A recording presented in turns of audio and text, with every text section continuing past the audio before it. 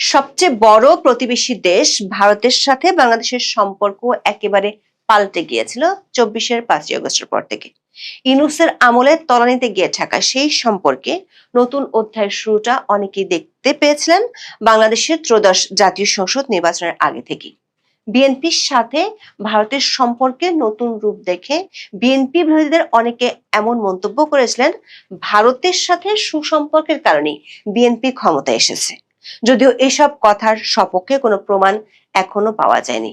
এর মধ্যে মাসখানেক আগে বাংলাদেশের পররাষ্ট্রমন্ত্রী দিল্লি সফরে গেলে মনে করা হয়েছিল দিল্লি না ঢাকার রেশ কাটিয়ে দিল্লি ও ঢাকা কাছাকাছি আসছে। কিন্তু সেই সফরের পর খলিলুর রহমানের মধ্যে যে উচ্ছ্বাস দেখা গিয়েছিল, মাসখানেকের মধ্যে সেটি যেন কোথায় হারিয়ে গেছে। যে খলিলুর রহমান গত ১১ই এপ্রিল ভারতের সাথে সম্পর্ক নিয়ে বলেছিলেন তাড়াহুড়ো নয়, ধৈর্য ধরে আস্থা বাড়ানো দরকার, ১ মাসের কম সময়ে তার সেই ধৈর্যচ্যুতি ঘটে গেল যখন তাকে বলতে শোনা গেল পুশ ইনের পাল্টা জবাব দেবে বাংলাদেশ, আর তিস্তা নিয়ে ভারতের জন্য বসে থাকা চলবে না। এই বক্তব্যের পরে তিনি চীনে গিয়ে তিস্তা মহাপরিকল্পনা নিয়ে আলোচনা সেরেছেন, যেটির কাজ শেখ হাসিনা আমলে প্রথমে চীনের, পরে ভারতের করার কথা ছিল। পশ্চিমবঙ্গ সহ বাংলাদেশের ৩ দিকের সীমান্ত জেলাগুলোতে বিধানসভা নির্বাচনে ভারতের ক্ষমতাসীন বিজেপির ব্যাপক বিজয়ের পরপরই দেখা যাচ্ছে ১ মাস আগে সেই মধুময় সম্পর্ক ছুটে যাচ্ছে। দুদিনের মধ্যে খলিলুর রহমানের কাউন্টার পার্ট ভারতও পুশ ইন এবং তিস্তার সমস্যা নিয়ে পাল্টা জবাব দিয়েছে। বিজেপি পশ্চিমবঙ্গে জেতার পরপরই বাংলাদেশের অনেকের মধ্যে পুশ ইন নিয়ে যে আতঙ্ক দেখা যাচ্ছে, সেটি নিয়ে ভারতীয় পররাষ্ট্র মন্ত্রণালয় রাগঢাক না রেখেই বলেছে, বাংলাদেশের পক্ষ থেকে যেসব বক্তব্য দেয়া হচ্ছে সেগুলো তাদের চোখ এড়ায়নি। ভারত যা বলেছে তার অর্থ দাঁড়ায় ভারতে থাকা অবৈধ অভিবাসীদের বাংলাদেশকে ফেরত নিতে হবে। আবার ভারতীয় গণমাধ্যমের খবর হলো বিজেপি সরকার পশ্চিমবঙ্গের বিধানসভায় শপথ নেয়ার ৪৫ দিনের মধ্যে বাংলাদেশের সীমান্তে বেড়া দেওয়ার জন্য জমি দিবে। প্রশ্ন হলো, বিএনপি ক্ষমতায় আসার আগে থেকে ভারতের সাথে যে কুসুম কুসুম সম্পর্কের ইঙ্গিত দেখা গিয়েছিল, পশ্চিমবঙ্গ, আসাম, ত্রিপুরায় পদ্মফুলের বাম্পার ফলনে সেই সম্পর্কের মধ্যে অশনি সংকেত কেন দেখা যাচ্ছে? কড়া কথার জবাব কেন দ্বিগুণ কড়া কথায় আসছে? বিস্তারিত জানতে চলুন যাওয়া যাক বিশ্লেষণ।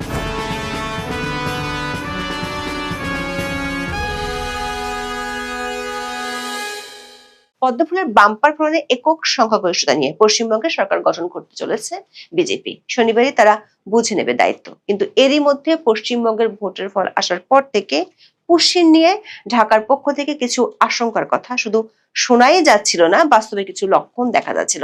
যেমন পশ্চিমবঙ্গের নির্বাচনের ফলাফলের পর পুশিন যাতে না হয় সেজন্য বাংলাদেশের সীমান্তরক্ষী বাহিনীকে বেশ সতর্ক অবস্থানে রাখা হয়েছে। দেশটির স্বরাষ্ট্রমন্ত্রী সালাউদ্দিন আহমেদ আশঙ্কার কথা জোর দিয়ে না বললেও বিজেপিকে যে সতর্ক থাকতে বলেছেন সেটি জানিয়েছেন। তবে বাংলাদেশের পররাষ্ট্রমন্ত্রী খলিলুর রহমান ৫ই মে মিডিয়াতে যে বক্তব্য দিয়েছেন তাতে পরিষ্কার বাংলাদেশ সরকারের শীর্ষ মহলে পুশ ইন নিয়ে বড় ধরনের আশঙ্কা আছে। খলিলুর রহমান বলেছিলেন, ভারত সরকার যদি পুশ ইন করে তাহলে ঢাকাও পাল্টা ব্যবস্থা নেবে। অথচ গত মাসের ৭ তারিখে খলিলুর রহমান ভারত সফরে গিয়েছিলেন। সে সফরের পর ভারত থেকে তেমন কোনো উচ্ছ্বাস দেখা না গেলেও খলিলুর রহমান এবং তার সরকার ছিল উচ্ছ্বসিত। দিল্লি থেকে তিনি ভারতের পররাষ্ট্রমন্ত্রী জয়শঙ্করের সাথে একই বিমানে করে মরিশাসেও গিয়েছিলেন। সেখানে বসে ভারতীয় সংবাদ মাধ্যম এনডিটিভিকে দেওয়া সাক্ষাৎকারে বলেছিলেন, ভারত ও বাংলাদেশের সম্পর্ক নতুন করে শুরু হচ্ছে না, বরং এই সম্পর্ক অনেক দিনের, একই নদী, একই সীমান্ত, কাছাকাছি সংস্কৃতির উপর ভিত্তি করে গড়ে উঠেছে এই সম্পর্ক। এই সম্পর্কে যে ফাটল ধরেছে সেটি জোড়া লাগাতে তাড়াহুড়ো করা যাবে না, ধীরে ধীরে আস্থা অর্জন করতে হবে, এমনটাই মত ছিল তখন বাংলাদেশের পররাষ্ট্রমন্ত্রীর। তার এই বক্তব্যের ১ মাস না পুরোতেই সেই খলিলুর রহমানই বলেছেন, ভারত যদি পুশ ইন করে তাহলে বাংলাদেশও পাল্টা জবাব দেবে। সাথে কথা বলেছেন তিস্তা নিয়ে, ভারতকে সোজাসাপটা বলে দিয়েছেন তিস্তা নিয়ে ভারতের জন্য বসে থাকলে চলবে না। নির্বাচনের আগে থেকে খালেদা জিয়ার মৃত্যুর পর বাংলাদেশে জয়শঙ্কর আসার মধ্য দিয়ে ভারতের সাথে বিএনপির সম্পর্কের এক নতুন দিগন্ত অনেকে দেখতে পেয়েছিলেন। নতুন দিগন্ত বলা হচ্ছিল কারণ ২০০১ সাল থেকে ২০০৬ সালের বিএনপি সরকারের সাথে ভারতের সম্পর্ক চরমভাবে খারাপ হয়েছিল। বিশেষ করে বাংলাদেশে 10 ট্রাক অস্ত্র ধরা পড়ার পর বিষয়টি ভারতের নিরাপত্তার জন্য চরম সংকট হিসেবে দেশটি দেখেছিল। কিন্তু পশ্চিমবঙ্গ, আসাম ও ত্রিপুরার বিধানসভা নির্বাচনে বিজেপি এককভাবে জেতার পরপরই বাংলাদেশের নির্বাচনের আগে থেকে শুভ সম্পর্কের ইঙ্গিতটা হঠাৎ করেই প্রশ্নের মুখে পড়েছে। প্রশ্নটা দেখা দিয়েছে যখন 7ই মে খলিলুর রহমানের বক্তব্যের জবাব দিয়েছে দিল্লি। বাংলাদেশে যা পুশিন তা ভারতে পুশব্যাক হিসেবে পরিচিত। এ রাজ্যে নির্বাচনী প্রচার পর্বে বিজেপি বারবার দাবি করেছে ক্ষমতায় এলে অবৈধ অনুপ্রবেশকারীদের খুঁজে খুঁজে দেশ থেকে বের করে দেওয়া হবে। খলিলুর রহমানের মন্তব্যের পরিপ্রেক্ষিতে ভারত সরকারের তরফ থেকে মুখপাত্র রণধীর জয়সওয়াল জানান, অবৈধভাবে যে সমস্ত বিদেশি নাগরিক ভারতে আছে তাদের ফিরিয়ে দেওয়াই ভারতের নীতি।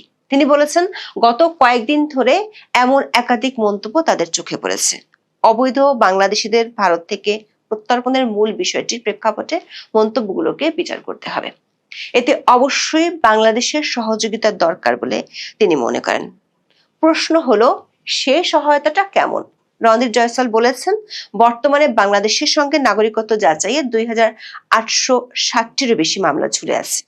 তার মধ্যে অনেকগুলোই বিবেচনাধীন 5 বছরের বেশি সময় ধরে। তার কথায় বাংলাদেশ তাদের নাগরিকত্ব যাচাই প্রক্রিয়া ত্বরান্বিত করবে বলেই ভারত আশা করছে, যাতে ভারত থেকে অবৈধ অভিবাসীদের ফেরত দেওয়া যায়। দর্শক, ভারতীয় পররাষ্ট্র মন্ত্রণালয় যখন খলিলুর রহমানের বক্তব্যের পাল্টা জবাব দিচ্ছে, তখন ভারতীয় গণমাধ্যম এনডিটিভি দিচ্ছে আরো একটি খবর।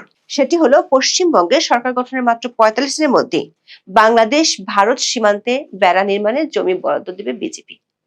সংবাদ মাধ্যমটির প্রতিবেদন অনুযায়ী ভূমি অধিগ্রহণ প্রক্রিয়াকে অগ্রাধিকার দিয়ে যুদ্ধকালীন তৎপরতায় বেড়া দেওয়ার কাজ শেষ করা হবে। পশ্চিমবঙ্গ নির্বাচনে বিজেপি অবৈধ বাংলাদেশি অনুপ্রবেশকে বড় রাজনৈতিক ইস্যু হিসেবে সামনে এনেছিল।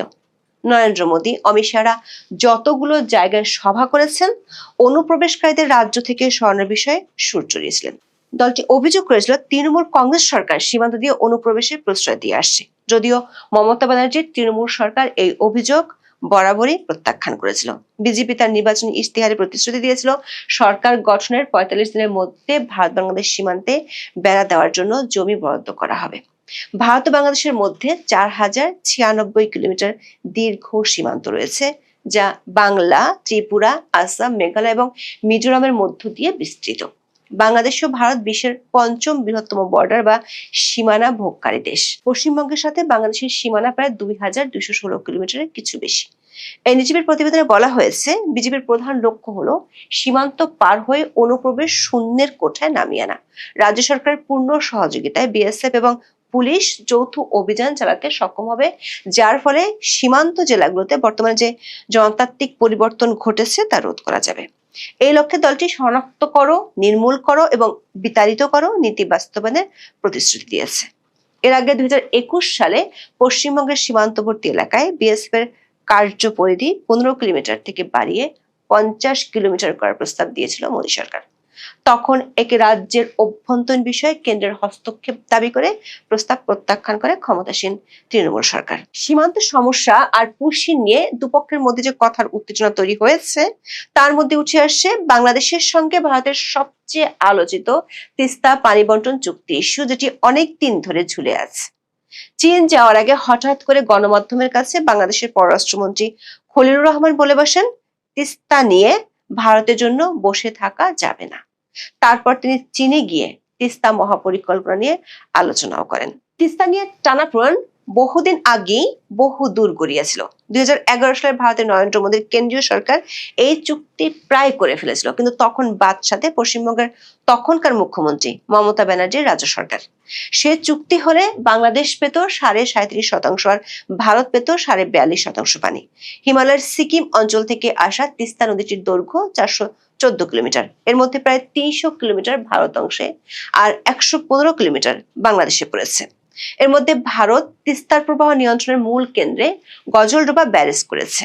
এই ব্যারেজের কারণে ভারত আপস্ট্রিমে পানি আটকে রাখতে পারে এবং তা সেচ চ্যানেলে সরিয়ে নেয়। এর ফলে শুষ্ক মৌসুমে নদীর বাংলাদেশ অংশে প্রায় প্রতি বছরই খরা দেখা যায়। সেই সঙ্গে বর্ষার অতিরিক্ত পানি ছাড়ার ফলে সৃষ্টি হয় বন্যা ও নদী ভাঙনের মতো সমস্যা।